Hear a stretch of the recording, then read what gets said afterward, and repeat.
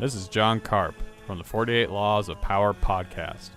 My debut album is now available on all major streaming platforms and can be downloaded on iTunes and Amazon.com. Go to johnkarp.com for more details. That's JONCARP.com. Thank you. Don't forget about me.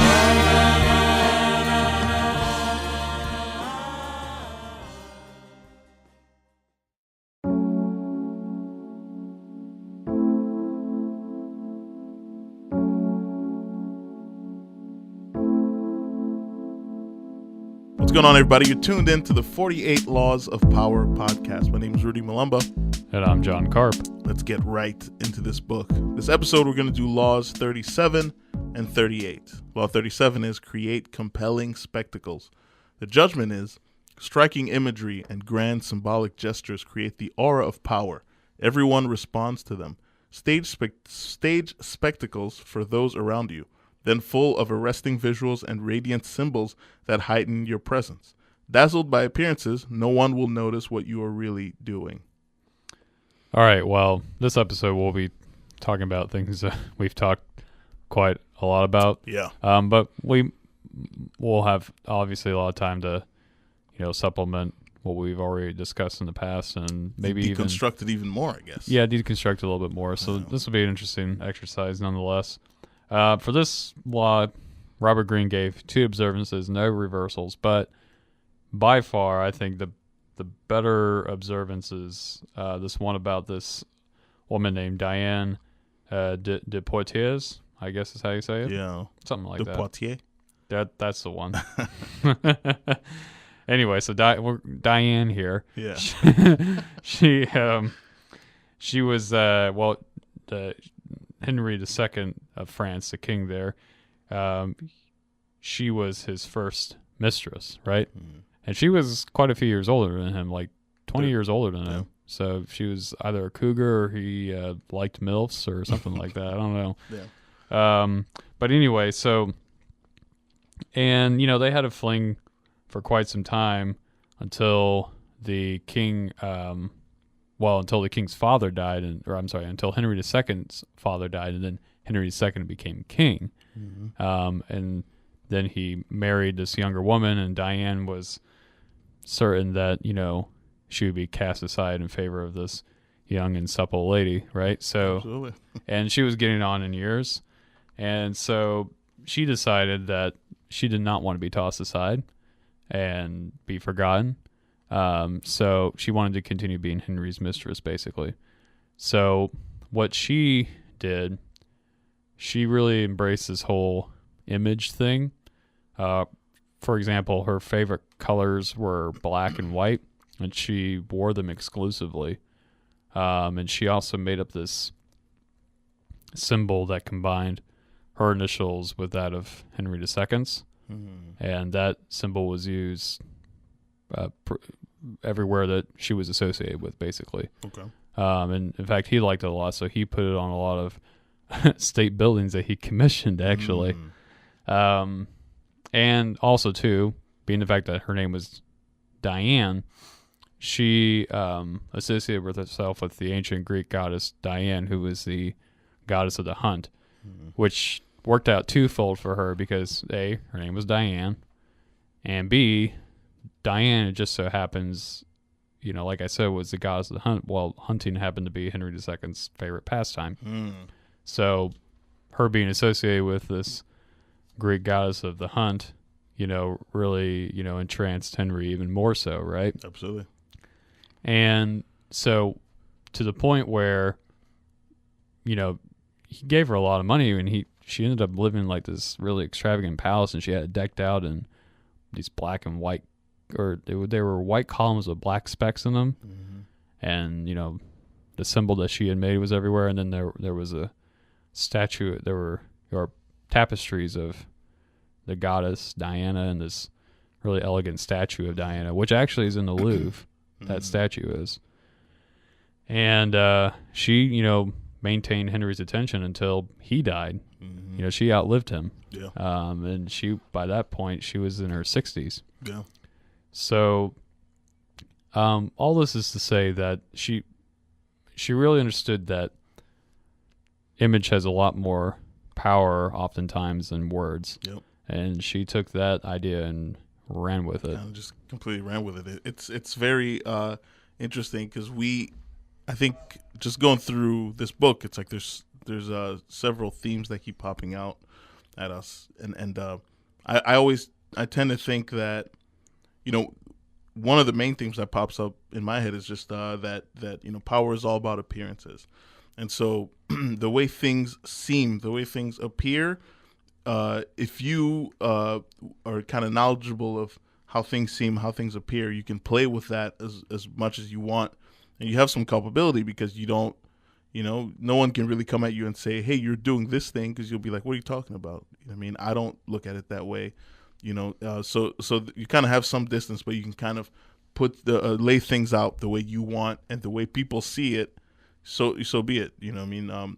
So like, you know, one thing I noticed just with that observance, it's like she used a lot of imagery that, in a way she was presenting it like, you know, this is mine, and, you know, this is kind of what I stand for, but there were also a lot of connections with King Henry and things like that. So people were naturally kind of tying those two together, and you know, so you know, kind of like that whole thing of imagery and things that you put together being more effective than words really kind of rang out, because people would see that their minds would naturally tie the two things together, and then without even knowing that they're doing this, they might be holding her at the same esteem that they're holding King Henry or royalty or whatever. So that's how her image kind of got pushed up to the level of, like, you know, the king or whatever else. That's how she was able to attain power.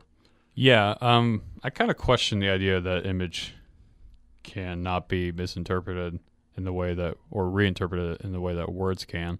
Mm-hmm. And I guess, well, I'll give an example. When you look at a work of art, most of the time, like, at least for me, when I look at a painting, my interpretation of the painting could be completely different than what is A, the widely accepted interpretation, or B, what the artist's intent was. Yeah. Right? For example, do you know the painting Guernica? No, I do by not. Pablo Picasso? I don't think I do. I might have seen it before.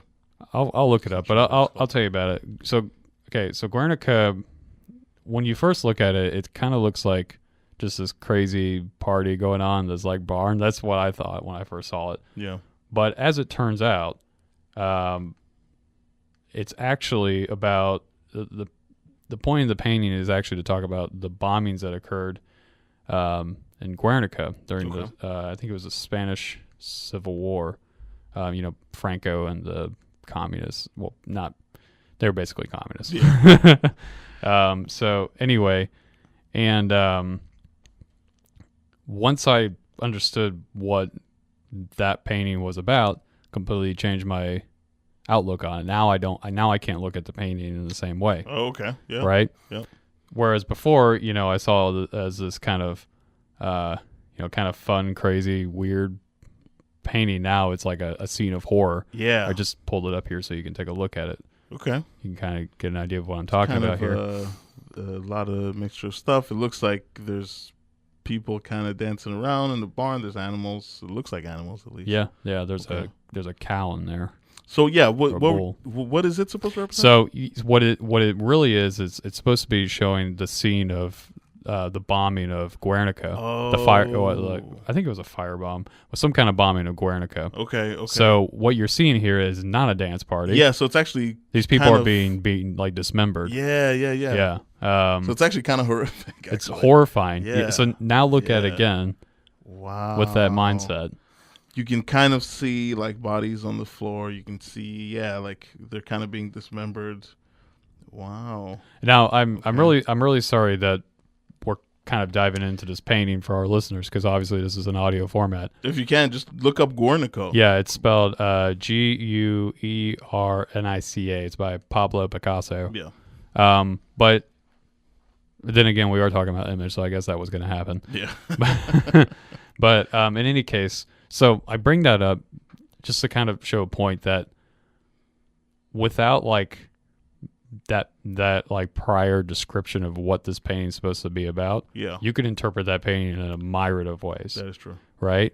So why would words be more susceptible to misinterpretation or reinterpretation than images? Yeah. I think that's a good question. I mean, some would even argue that imagery could be misinterpreted more than words, even. I would say so in some cases. Yeah. Definitely. So I think there's always that thing. I do tend to think though, in terms of power, maybe it's not necessarily that, or at least in the context of this law and everything.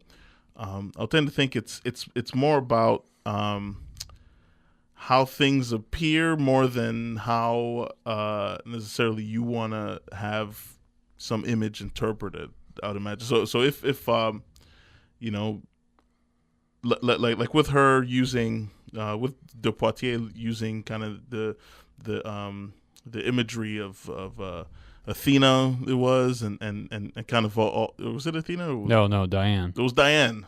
Her name was Diane. It was Diane. De Poitiers. Yeah, but like the kind of imagery she was using, I think it's, I don't know. I think the intent with that is more just to not necessarily to interpret it a certain way, but to more just to kind of make connections to things. Maybe if it's okay, how about this? If an image has can clearly be identified as meaning this thing, or like one thing or another, then it's very effective, right? Yeah. So like, for example, like the bald eagle in our country, it's like a symbol of like freedom and and also just our country in general. Yeah. Right. But that same, I think at this point that image is pretty ubiquitous with the United States. But I think it is. But there's also kind of the contextual overlay on top of it, right? There is. But here's another symbol that. And here's the thing too: is that symbols get forgotten. Do you know what the red cap on a lot of our insignias in this country stands for? No.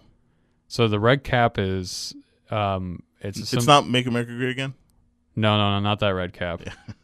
No, different one. This predates that. Okay, yeah. What it symbolizes, it symbolizes liberty. Okay. So this is like the precursor to like, it goes much further back than the United States does. Okay. And that was a very popular image at that time, so it was founding fathers incorporated into a lot of our symbology. Okay. But you ask your average American, what does a red cap stand for in the symbology? They couldn't tell you. So that's the thing is like, first of all, symbols their meaning gets lost over time. Okay. Which makes interpreting things like the Bible or archaeological evidence very difficult. 100%. Because it's kind of like, what does this mean? Yada, yada, yada. And things can be really misinterpreted big time. 100%. But even more so than that is if there's an image or a symbol that is familiar in your culture, it may not be familiar in another culture. Yeah. Right? So in order for symbols to carry power, it has to be recognizable to other people. Yeah. Right? Here's a good example that maybe actually probably a lot of people from other countries don't know. And we've talked about this on this podcast before, but the image of the rattlesnake and the words below that says "Don't tread on me." Don't tread on me. Yeah. Most, I would say, probably maybe it's made its way around the world, but I kind of doubt it. I think most people who might come to the United States will see that and be like, well, what's the deal with that? Yeah. Well, that's an old symbol from the revolutionary times that, basically saying, don't step on, don't get in the way of my life or I'll strike at you. Absolutely. Kind of a thing. Because in nature, rattlesnakes, they don't really want anything to do with you. Yeah. They want to get as far away from you as possible. As a matter of fact, they have that rattler and they'll shake it to warn you that you're nearby. Yeah, or that they're nearby, rather. So, and if you just continue pestering them, then they're going to strike at you. Yeah. And that's not anything to sneeze at. They carry venom and they can kill you. Absolutely. So basically the Patriots and the American Revolution took that as a symbol of them. It's kind of their cause, saying that we don't want to strike violently at you, Britain, but we will if you keep, interfering with our life. Yeah. So in the same way that the Hulk would say, "You don't want to make me angry." Yeah, that kind of thing. And now I'd say to a certain extent that the symbology of that flag has kind of lost some of its. I feel like sometimes some people don't quite understand what it means in this country, but even still, I think most people understand what the point of it is. Yeah. So that would be an example. Yeah. So the kind of danger with using kind of imagery and symbols and things like that is, one, its meaning could be lost, or it could be co-opted for something else. Well, and actually, that's a perfect.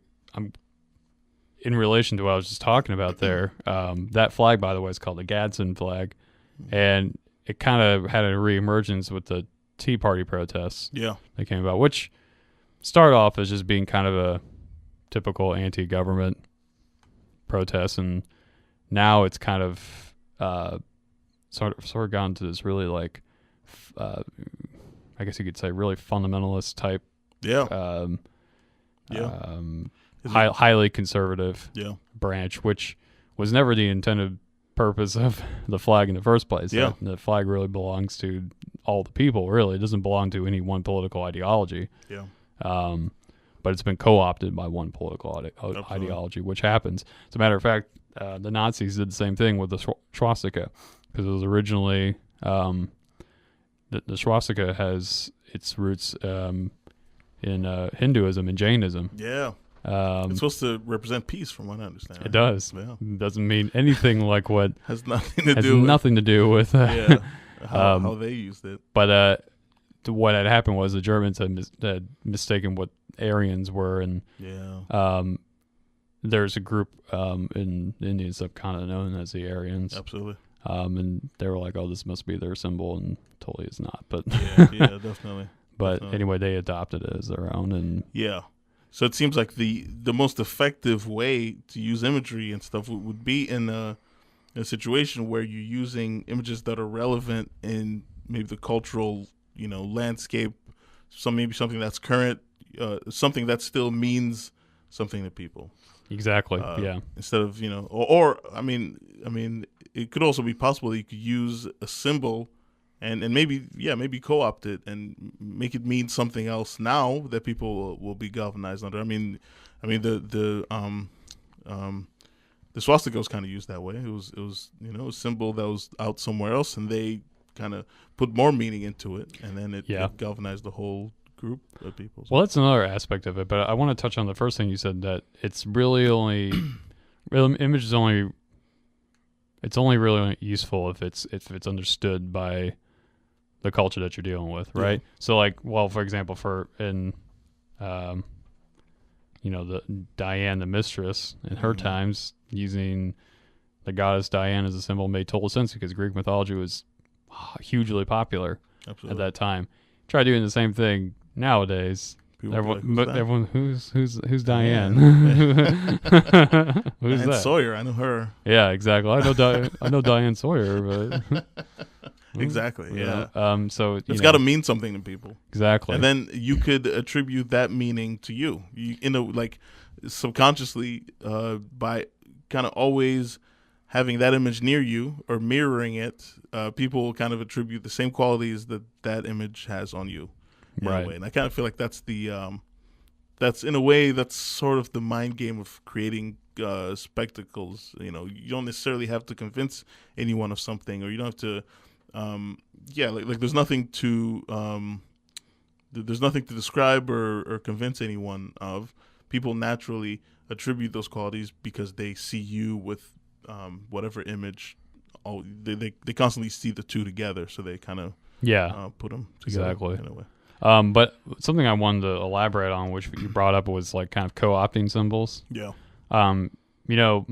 Oftentimes, a symbol can be placed on someone as a pejorative, right? And then that person or group, rather, can take that symbol and turn around and embrace it, and it could become a symbol of their movement or for themselves. And that happens quite a lot, and it's something that you could do yourself if you're ever in that situation. Yeah.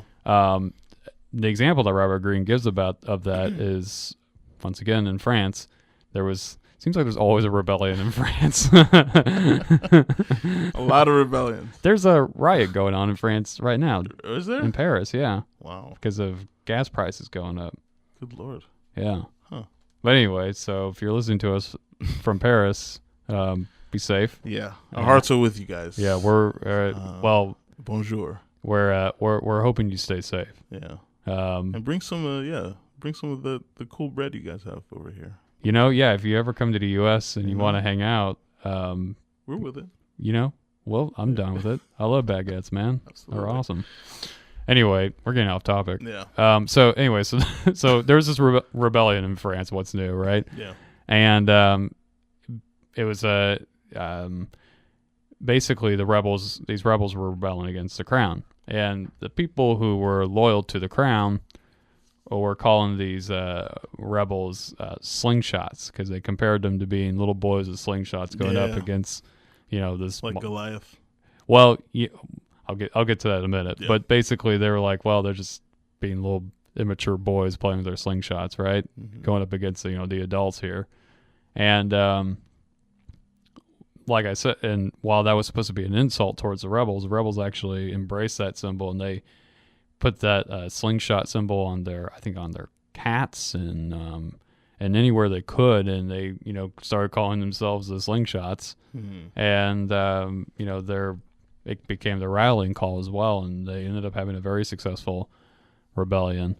And it's funny you bring up the David and Goliath thing, because it's almost as if the French nobility had never heard of the story of David and Goliath. Yeah. Because didn't David kill Goliath with Yeah. with a sling? With a slingshot. Well, not a slingshot, but a sling. With a But sling, yeah. but still, like, Yeah. it's just kind of. So, I mean, And you have know? you ever been hit by something launched from a slingshot? I'm sure it would hurt. I've never been hit. It's not a joke, man. It hurts.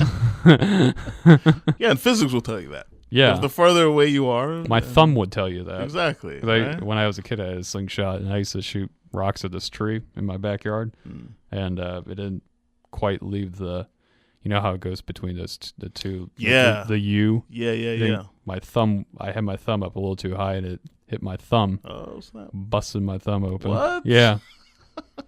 Well, That's how powerful it is. like what did it do? It hit.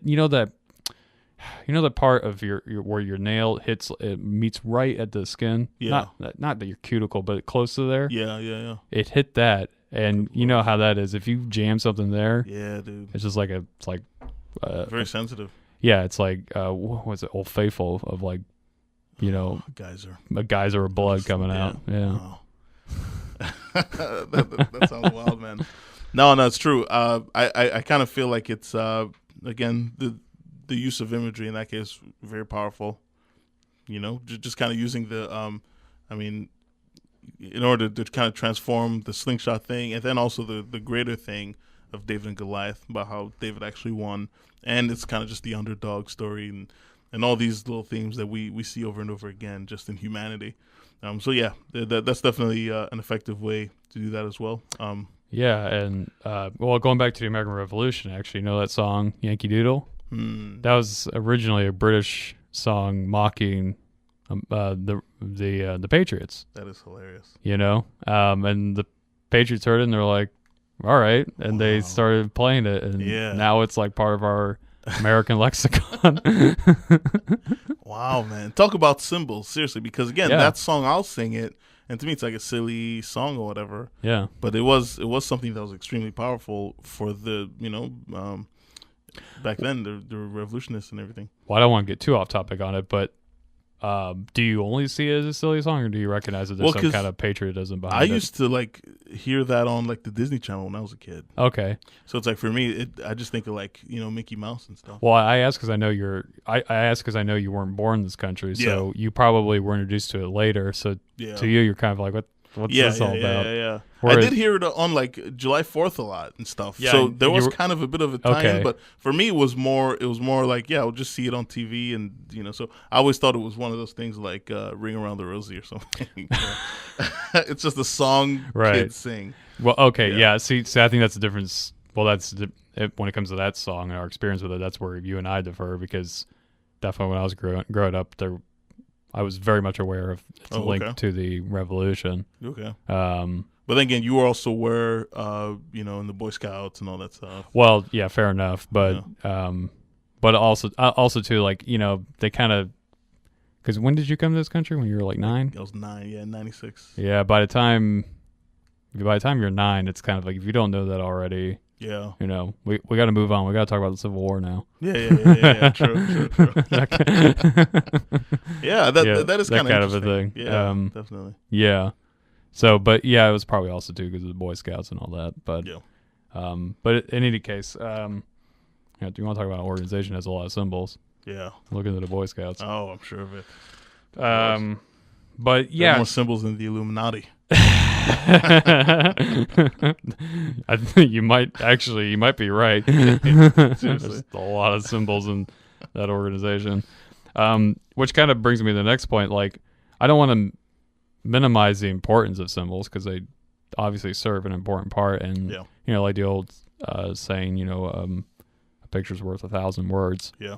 So, now, how can one use a symbol in their everyday life, in their, say they want to start a business or what have you? Have you got any ideas?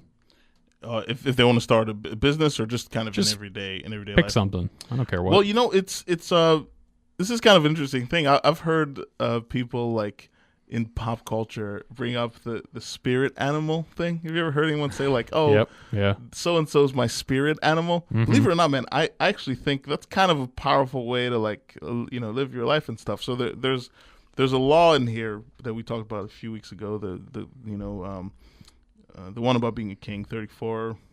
I think it's law 34, where and I've actually, when I first read that law, like, I thought it would be kind of interesting to like start kind of this is gonna be really silly, but like referring to myself as a king. You know what I mean? Like, okay, you wake up in the morning and you're like, I'm gonna be a king today. I'm gonna kind of and you kind of start in a weird, like, The Secret kind of way, but like telling yourself something every day, or thinking of some sort of like mythical thing, or just or an image or some sort of symbol, and just kind of attribute that to yourself and stuff.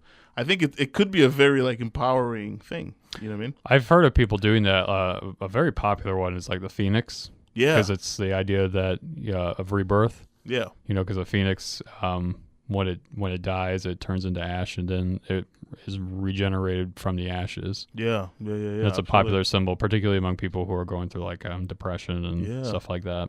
Rise up again like a phoenix. Yes, exactly. Absolutely. Yeah, I think it could be very empowering. I mean, like it does sound, it seems kind of silly even when you're doing it, but I don't know. I mean, it's an interesting way to kind of rewire your brain in a way. Because I mean, I think you can do a lot. Your brain's one of those things where it's like it's very complex, and it's something that there's so many moving parts in it. It's such a complicated thing, but it's also kind of a simple thing where if you just tell your brain something, your brain will go, okay. Yeah. And I feel like the same way that this law is effective to other people, it could kind of be effective when you're just trying to self-talk yourself, I guess, and yeah. So like the use of kind of images and the use of symbols can be very effective on yourself. So that law 34, when I first read it, I was like, this is kind of cool. And yeah, for the past few weeks and stuff, I've kind of been trying to, like if I do something, if I do something like something that's a bad habit or something like that, then I kind of say, really, like a king wouldn't do this.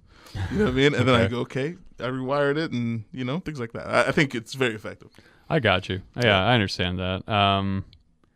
Well, I think you can definitely use it in a business context. That's what logos basically are. Yeah. Right? You get people to associate your company with a certain logo. Eventually, you don't even have to show the company's name. You just show the logo, and they associate, this, that, and the other. Like Apple, for example. Everyone sees the Apple logo. They associate technology, innovation, Yeah. all that sort of thing. People don't even need to see the words apple. They just see like the apple The with apple. a bite in it. Yeah, Or like CBS with just the one eye. You know? yeah, And yeah. exactly. It's, So it's it's a very effective way to like get people to remember you, I guess, or you know. yeah, it's easier than words, I guess. Yeah. You could say. Yeah, it's kind of like a shortcut in a way. Yeah. Yeah. Otherwise, I can't think of anything to expound upon that. Yeah, I think I mean, it's interesting because this is a theme that comes up again and again in different ways, but if anything, really, I kind of feel like this is a blow up of Law 18. Where Law 18, they talk about kind of it's better to argue by doing or through symbols and imagery than with words. Yeah. Because with words, it's like, you have all your biases and your ego that kind of works against everything, so people don't naturally believe you. When people see, when you show the people what you mean, or when you kind of you're behind an image or behind some sort of symbol, then people can kind of subconsciously see the connections and go, oh, this person's right. It might be even true more so today because I feel that people's attention span has shortened in a way because of technology, really. Dopamine. So like, people are not so keen, I think, not as many people are so keen to just either just digest words as much, right, or even listen to someone speak. It might be easier for a lot of people. It seems to be a lot easier for them just to watch a video on it or that. I don't know if that's just human nature, whether we're just more visual. Although I can't remember who said it. Someone said that we used to use all of our senses a lot more than I think somewhere along the line we ended up focusing on just our visual senses. Really? I can't remember who said it, and now it's going to bother me. And I just heard it this past week. That sounds like something a futurist would say. No, this person was like a historian. Okay. Somewhere, I think he was saying like around the Renaissance, we kind of started to indulge in more of the visual rather than, because apparently like a piece of art or like an experience was like having an awe-inspiring experience wasn't just like using your eyes; it was using your ears and your taste and your sense of taste and your sense of smell. Yeah. Nowadays, we pretty much just chalk everything down to visuals. Yeah. Definitely. I mean, like even when you like buy, media, right? Like a movie, for example. Yeah. People are going to want to have like a really nice flat screen TV, have it on Blu-ray, the high definition and all that. Yeah. But how many people go out of their way to get like the best sound system, or how many people know that in truth and actuality, MP3 is really not that great of a format? That actually CDs have much better audio quality, the best sound. Yeah. Yeah. But people keep going out and they keep getting like the biggest TVs and this and that. Yeah. Yeah. But your CD player at home, audio quality wise, not as good. No, it's way better than your iPod. Or your phone or whatever's coming out of your laptop. Yeah, or even vinyls, right? If you put a vinyl on, it's better than vinyl. Yeah. Like if we're talking just straight like audio quality wise, it's better than anything. Yeah. Of course, but vinyl's more of a subjective thing. Okay. And you could say that for any audio format too. But my point is that we definitely like more people pay attention to the visuals than any other sense. Okay. I guess. Yeah. And this person was saying that we may have gone in one direction. Yeah. Somewhere in our history. I'd be inclined to believe that. I think if I can remember who it was, definitely see I'll attach a link. Definitely. Or maybe it was, or if it was someone in passing or whatever, I'll write it down or something. Yeah, definitely. But in any case, I guess I bring that up only to show that visuals are very powerful. Yeah, they're very effective, especially nowadays. Yeah, more than ever. Maybe even more so nowadays. Yeah, definitely. In terms of the reversal, Robert Greene kept it really short. There is none. All right. Let's move right along to law. Yeah. Yeah. Move right along to law number 38. Do you mind if I? Sure, absolutely. Is it dead? Yeah. All right. Law number 38. It's think as you like, but behave like others.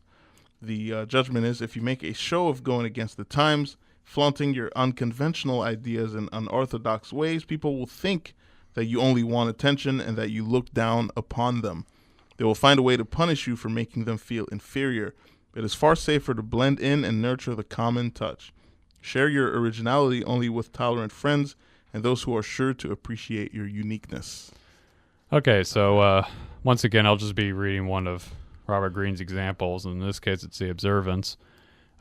This takes place during what was known as the Counter Reformation in Italy.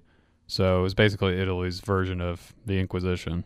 Okay. Okay, because the Protestants were uprising, and Italy was heavily, or still is heavily Catholic. Absolutely. So anyway, there was this guy named Tommaso Campanella, and he was a Dominican monk actually, but he was the kind of monk that he really didn't believe in miracles or heaven or hell. And this was not popular amongst the Catholics. And initially they imprisoned him in a monastery in Naples. And while he was there, Naples at this time was in southern Italy, was actually under control of Spain. Okay. This is a time this is pre-Italy as we know it. Italy didn't really become the country that we know until the late 1800s. Okay. Just to give a time frame for everybody. Yeah. So at this time, southern Italy was controlled by Spain. So, and that included Naples. So anyway, Campanella, when he was, being held in this monastery in Naples, he plotted to overthrow the Spanish overlords, if you will, and basically set up an independent republic according to more of his ideals of, rationality, I guess you could say. Yeah.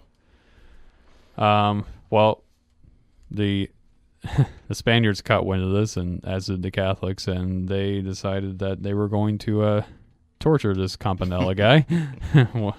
And after enduring quite a lot of torture, Campanella kind of reevaluated his approach.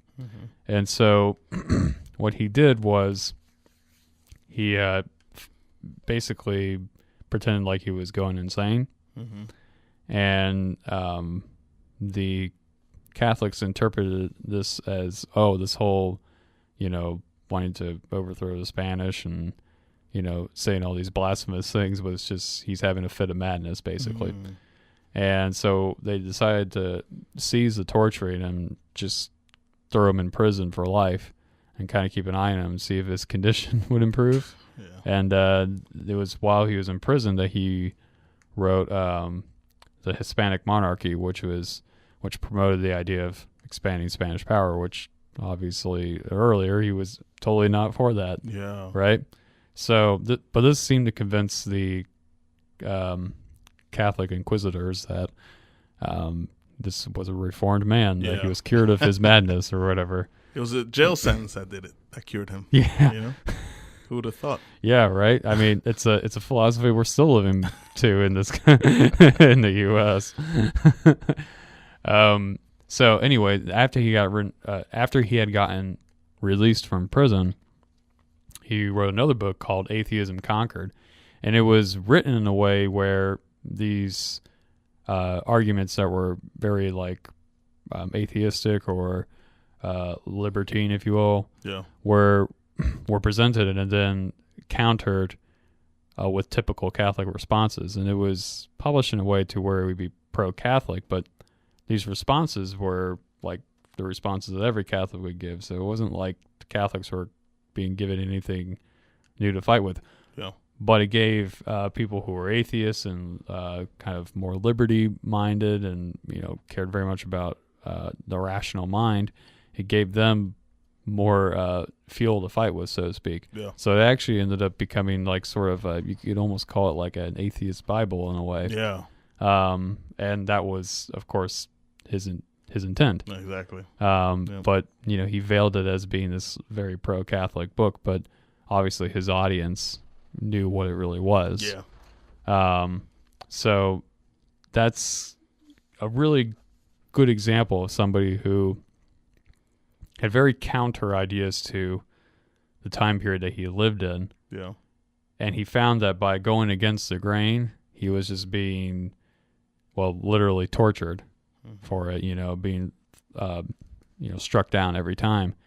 And so he just kind of adopted the costuming of the times, and meanwhile he was achieving his agenda through the back door, so to speak. Absolutely. I think that's a great example of what the law means to me, even, because I feel like upon reading just what the law is, you might think, oh, what it's saying is like just be like everyone else, like your uniqueness and the things that you truly believe, forget all that and just be like everyone else. When I kind of feel like it's kind of indicating more of a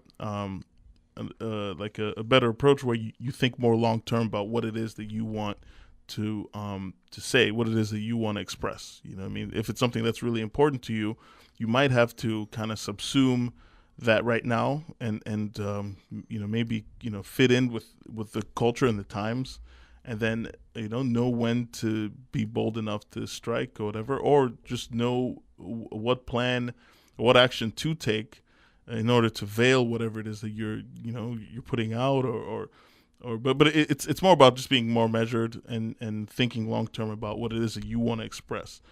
It's not necessarily about hiding your true feelings on things. Right. It's kind of just, it's kind of like using sheep's clothing to blend into the herd, so to speak. Exactly. Yeah. I mean, it's kind of a malicious way of looking at it, but yeah. But I mean, it's another one of those things where it could be used to a good end. I mean, I think ultimately, I think there's a lot more kind of positive out of this than I agree with that, but let's put a pin in that. We'll come back to that in a minute, okay. Because it definitely is used in a negative connotation. Yeah. But let's hit the positives first. So, yeah, definitely. If you're trying to achieve something, I think especially politically, like just running up there. Yeah, you see this all the time with people like just holding signs and asking for a certain somebody to resign. Yeah. It's not gonna happen. It's like you're wasting your time. Yeah. Or we see this all the time where we live. People crowding on the bridge and protesting the dumping of the toxic water into our estuaries here. Like that doesn't do anything. Really doesn't. Having been the person who stood on the bridge doing that and gotten sunburn, I can tell you it doesn't work. Yeah, definitely. However, if you can kind of blend in with, say, these companies that are polluters, in the case of like what's going on here in the part of Florida we live in, you can kind of feign that your business interest is aligned with their business interests. Yeah. But you could also be, while you're putting up that mask, you could be working to create a business that would actually clean the water. Exactly. Which would work twofold, because you could somehow find a way to make a profit off of clean water and have clean water. But the best way to do that is to be chummy with the people who are polluting the water. Yeah. And then, get in their good graces. And then when you find an opportunity to engage in a business deal that would actually serve to clean up the water, you can get them involved and they won't resist you. Yeah. Sort of a thing. Essentially doing the work from the inside out. Basically, right? Which is a lot more effective than you just coming out there and saying, hey, this is what I want to do. Yeah. Putting all your cards out. And again, this law kind of takes into account of people's, again, their ego and their kind of their resistance to just do what other people say. I think there's a lot of connection with this law and with the law about posing as a friend or acting like a friend, but posing as a friend and acting as a spy. Yeah. Where it's like, the bulk of the work that you do here is observe. You observe the culture, you observe how things are at the time, and you observe and you figure out a way for you to do the plans that you have or whatever. But it's mostly about watching everyone else, blending in with everyone else, and finding a way to do what it is you want to do while kind of blending in with everyone and being that kind of source of action there. Absolutely. Yeah. On the negative end of the spectrum, however, I see politicians use this all the time. Oh yeah. Where there's one in particular. I'm not gonna harp on her too much, but but it's almost like that's all they do now. I feel like. Well, I think most of them. I mean, shoot, you pick the politician you like the least, and yeah. You'll see that they'll be for one thing, and then the public's interests will be against that, and then they'll change their position. Exactly. And they'll do that multiple times throughout their career. I mean, it's you quickly see that this type of person has no principle. Yeah. Exactly. To me, it's one thing if you're feigning.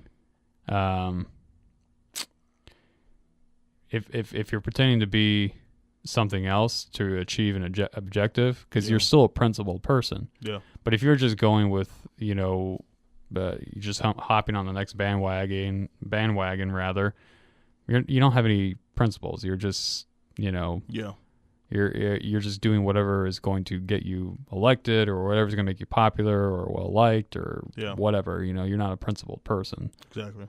I feel like these are. That's one of the things that, if done a lot, again, it kind of strips it of its power. It's like if you're known as, well, that's probably something we're gonna touch on a little bit later, anyways. But it's like what you just said about how someone who's known as a bandwagon jumper is essentially revealed as an unprincipled person, and that kind of strips you of the power that you think you can gain from that. But I will also say that I mean, the simple fact that we've seen politicians use this so often is kind of a credit as to how effective it could be. Yeah. Because I mean, in terms of politics, there's a lot of people who pay a lot of attention to politics, and there's some people who just pick one person over the other. And to those people, the laymen, I feel like it could be very effective because they'll be like, "Oh, I agree," like. This person agrees with what I think here, so yeah, I'll vote for him. Well, that, and they're a lot more likely to be, how should I say this? They're a lot more likely to be persuaded by just image and outward appearance. Yeah. Well, kind of like the law we talked about previously, actually. Yeah. And if you appear to be, if your interests appear to be that of the people's, right? And this individual has not done any research on you whatsoever. Yeah. They may very well be susceptible to your deviance, shall we say, your manipulation. So, and it does. As a matter of fact, this law does very much tie into the previous law because it is all about outward appearance. You're sort of appearing as one way, but inwardly your goals might be different. Yeah. Yeah, you're essentially wearing a mask. Like you had mentioned earlier. And yeah, I mean, there's, like we mentioned with the law before this, there's kind of that through line about one, appearances, and two, kind of wearing that mask and shielding kind of your real intentions. I mean, we saw this with, concealing your intentions, law 3. We saw this with say less than necessary. It's a thing about how you want to, you don't want to put everything out there. You want to kind of hide some of it and kind of use that to your benefit in a way. Yeah. So reversal. Reversal time. So for this law, the main thing Robert Greene talks about is, with the law we talked about, it's all about more or less not So you're essentially blending in with everyone, fitting in, and then you can kind of later on do whatever it is you want to do. Here he says that there is some power also in being someone who's well known as being like a contrarian or being completely on the other side. So while there's some power with kind of blending in, there's also some power just being the person who sticks out and things like that. Yeah, I think he also said though, basically something he added to that was that might, like, being contrary might gain you power, but at the same time you really have to measure that out carefully, because you can, even if you do have a reputation of being contrary, if you kind of basically step way out of bounds, then that can really go against you. Like, I think comedians especially run into this because for a lot of what comedians do, first of all, being a comedian, going up there on stage is a power play because you're getting the whole room's attention on you. Yeah. Right? You're the guy with the mic and you're getting everybody's attention. So you're the guy with the power in that situation, right? Yeah. But now that you have all this power, what do you do with it? So a lot of comedians, they build their whole careers on being contrary. Yeah. But being contrary to like the popular mainstream. Yeah. I mean, and it makes sense because obviously they're kind of like pointing out how ridiculous our culture is, and we laugh at it because we notice it and we're like, oh, I never thought of it that way. It is ridiculous. Yeah. Right? And so for most comedians, that's their whole job, is being contrary. But some comedians, they'll say something and that's like crosses the line and they land in very hot water. Yeah. Particularly in this culture, if a comedian says the N-word. Yeah. That's a big one. Yeah, that's a huge one. Yeah. Because they might be saying it in jest, but it's still a very sore subject for a lot of people. Absolutely. There are comedians who've ruined their careers. Yeah. Just by saying that word. The guy from Seinfeld. That's exactly who I was thinking of. Michael Richards. He's still in that. Yeah, definitely. Exactly. Yeah, no, I think the comedian example is a very good one. Yeah. Yeah, definitely. So, but I think that extends to other people as well. Yeah. Definitely. So it's just something to keep in mind. Absolutely. And here's something else too, actually, real quick before we wrap up. You can appear to be like this is assuming that your goal is to gain power, which I would assume is pretty much everybody who's listening to this. Yeah. It's cool to appear like a common person, right? But just don't be common yourself, if that makes sense. So like if you're a very good guitar player, right? Understand that, you should relate to people like you would anybody else, like as a normal person. Yeah. But, your approach to your life, you should don't approach your life, if your ambition is to be a great musician or whatever, don't approach it then as being like, well, I just want to have a 9-to-5 job. Yeah. Does that make sense? Yeah. So your approach to it shouldn't be common. Yes. Your approach should kind of match the greatness that you have in whatever other field that they excel in. But how you relate to people should be common. Should be common. Yeah. So you're humble in your relationships, but not, I guess, in your aspirations or even in which I think ties into this because nobody likes a blowhard. Of course. Yeah. But everyone appreciates great talent. Definitely. And there's a lot to say too about the process of excelling at any industry. That kind of humbles you in general. Oh yeah, it does. As you probably know, because you play like 90 instruments, but it's like the process of getting that good, in a way, kind of knocks you down, and it kind of humanizes you to you all the time. So you kind of you're maybe reminded of that as you go. Yeah. Yeah. I think those are very wise words. Well, it looks like we're at the end of the show. So for the 48 Laws of Power podcast, I've been Rudy Malumba. And I'm John Karp. Signing off. Well, that was our take. What do you think? Email us at the 48 Laws of Power podcast at gmail.com.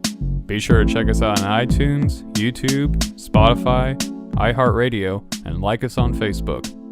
Listen in every Monday as we air new episodes.